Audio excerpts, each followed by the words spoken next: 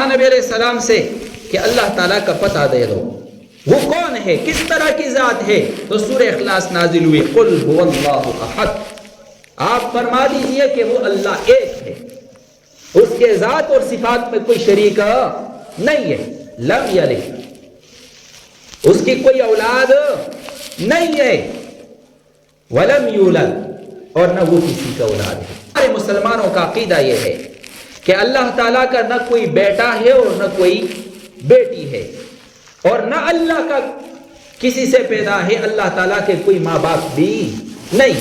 تو لہٰذا عیسائی لوگ یا یہودی لوگ جو عزیر علیہ السلام کو اللہ کے بیٹے قرار دیتے ہیں، یا عیسائی حضرت عیسیٰ علیہ السلام کو اللہ کے بیٹے قرار دیتے ہیں، تو یہ عقیدہ کیا ہے؟ اسلام کے بالکل منافی ہے، اسلام کے عقیدے توحید کے یہ خلاف ہے۔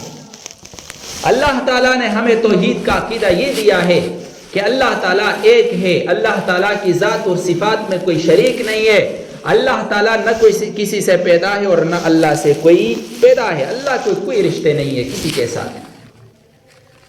اور یہ کہ بھائی اللہ تعالیٰ کی اولاد، اللہ تعالیٰ فرماتے ہیں، حدیث قدسی ہے کہ ابن آدم مجھے گالی دیتا ہے، اور وہ گالی یہ دیتا ہے کہ اللہ تعالیٰ کی اولاد ہے، یہ گالی ہے۔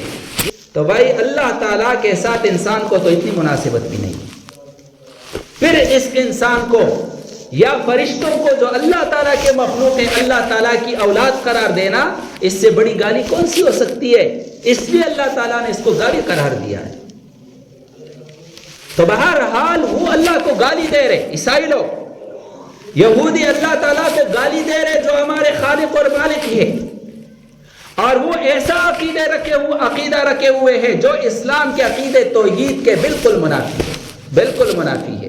تو لہٰذا پہلے تو میں نے عقیدے توحید آپ کے سامنے بیان کیا، اور بہت مختصر سا عقیدے توحید بیان کرنے کے لیے علماء گنتے لگاتے ہیں، اور واقعتاً اللہ تعالیٰ کی ذات اور صفات کو سمجھنا اور اس میں گفتگو کرنا یہ ایک مغلق بحث ہے، ایک پیچیدہ بحث ہے، خاص طور پر اللہ تعالیٰ کی صفات کی بحث ہے۔ اس لیے تو معتزلہ گمراہ ہوئے ہیں، جبریہ، قدریہ، کرامیہ وغیرہ جتنے فرقے گزرے ہیں اللہ تعالیٰ کی صفات کے میدان میں پھسل گئے۔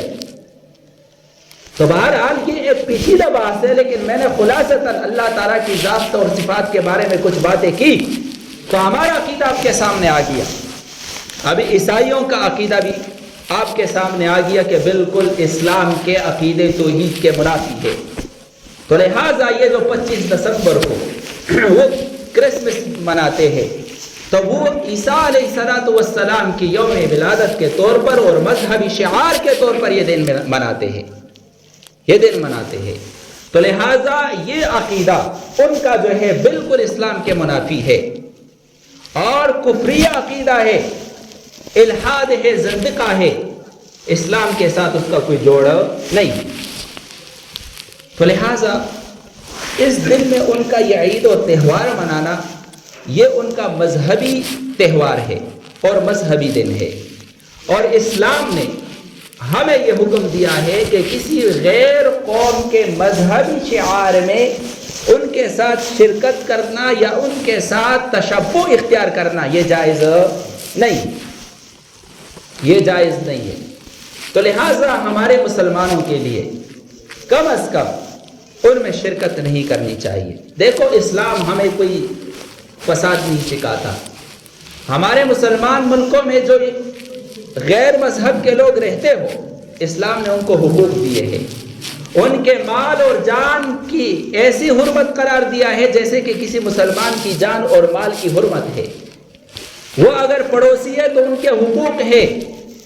نبی علیہ السلام نے فرمایا جس نے کسی مسلمان ملک میں رہنے والے کافر کے مال کو ہڑپ کیا، اس کے حقوق کو سلب کیا، کل قیامت والے دن اس کی طرف سے وکیل میں ہوں گا۔ اسلام نے ہمیں ان کے ساتھ رواداری اخلاق سے پیش آنے کا حکم دیا ہے، لیکن اسلام نے اس کے لیے حدود مقرر کیے ہیں، دین بیزاری کو کبھی جائز نہیں قرار دیا ہے۔ لہذا حضرت عمر رضی اللہ تعالیٰ عنہ فرماتے ہیں کہ ان کے عبادت گاہوں میں داخل مت ہو یوم عیدہم، ان کے عید کے دن، ان کے تہواروں میں اور حضرت عبداللہ ابن عمر رضی اللہ تعالیٰ عنہ فرماتے ہیں کہ جو کافر ملک میں رہے، کافروں کے بیچ میں رہائش اختیار کرے اور ان کے مذہبی چیزوں میں ان کے ساتھ شرکت کرے، تو لہٰذا وہ قیامت والے دن انہی کے صفوں میں اٹھایا جائے گا۔ من تشبہ بقوم فہو منہم۔ نبی علیہ الصلوۃ والسلام فرماتے ہیں کہ جو کسی قوم کے ساتھ مشابہت اختیار کرے گا، کل قیامت والے دن انہی کے صفوں میں اٹھایا جائے گا، انہی کے صفوں میں اٹھایا جائے گا۔ نبی علیہ الصلوۃ والسلام کی تعلیمات کو ہم اپنائیں۔ نبی علیہ الصلوۃ والسلام نے غیر اقوام کے ساتھ مشابہت کو جتنا ناپسند کیا ہے اور جتنے اپنی امت کو اس سے منع کیا ہے، شاید آج ہمیں اس کا پتہ نہیں ہے۔ نبی علیہ الصلوۃ والسلام جب مدینہ منورہ جاتے ہیں، عاشورہ کا روزہ یہودی رکھتے ہیں۔ آپ نے پوچھا کیوں رکھتے ہو؟ کہا کہ حضرت موسیٰ علیہ السلام اور بنی اسرائیل کی نجات کی وجہ سے شکر کے طور پر مناتے ہیں، یہ روزہ رکھتے ہیں۔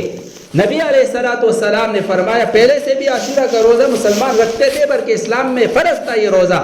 کہا کہ ان کے ساتھ مشابہت سے بچنے کے لیے ایک دن پہلے کا ہم روزہ رکھیں گے یا ایک دن بعد کا رکھیں گے۔